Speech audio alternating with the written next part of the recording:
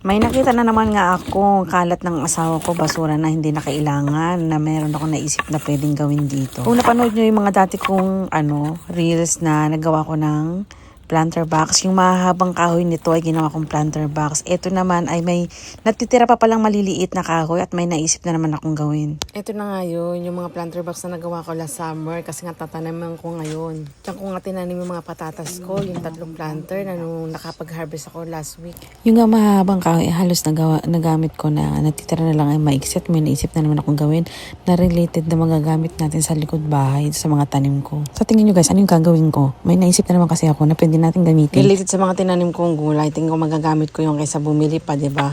Sa panahon ngayon, sa hirap ng buhay, talagang kailangan natin mag-isip ng mga bagay na makakatipid tayo na hindi natin kailangan laging bumili. Lalo-lalo na wala naman pambiling, katulad ko, walang pambili, kaya tipid-tipid. Saka kahit na may pambili, kailangan isipin natin yung pera, diba? Para sa mas mga mahalagang bagay o mahalagang reason paano natin gastusin ang pera. Yun lang guys, i-update ko na lang kayo kapag nagawa ko na itong naisip kong gawin at di ko muna sasabihin kung ano itong gagawin ko. Jane, salamat po.